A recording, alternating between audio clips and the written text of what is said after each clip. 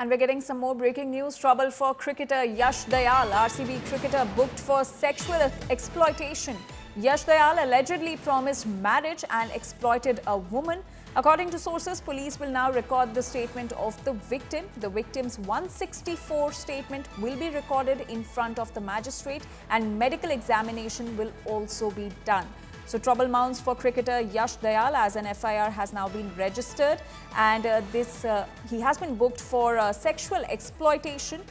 He allegedly promised marriage and exploited a woman. Now, according to sources, the police will now record the statement of the victim. The victim's 164 statement will be recorded in front of the magistrate and medical examination will also be done.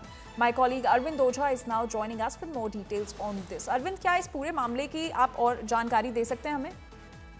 जी बिल्कुल, देखिए कल ही जो Ghaziabad police है उसने FIR दर्ज की है। जो क्रिकेटर यश दयाल जो RCB से खेलते हैं उनके खिलाफ सेक्सुअल एक्सप्लॉयटेशन की FIR दर्ज हुई है।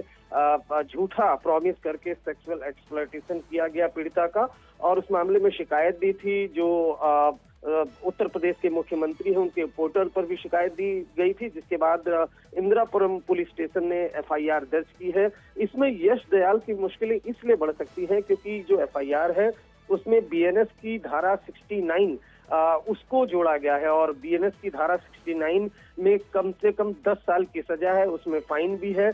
और ऐसे में ये नॉन बेलेबल केस है, और इसमें आने वाले दिनों में अगर जो विक्टिम है वो मजिस्ट्रेट के सामने वही बयान देती है जो उसने कंप्लेन में दिया है, तो यश दयाल की जो मुश्किलें हैं वो बढ़ सकती है। फिलहाल जो विक्टिम है उसका मजिस्ट्रेट के सामने स्टेटमेंट गाजियाबाद पुलिस करवाएगी, मेडिकल एग्जामिनेशन कराएगी, और अगर मजिस्ट्रेट के सामने जो विक्टिम है उसने वही सेम बयान दिया जो उसने कंप्लेन में दिया है, तो यश दयाल की मुश्किलें बढ़ सकती हैं।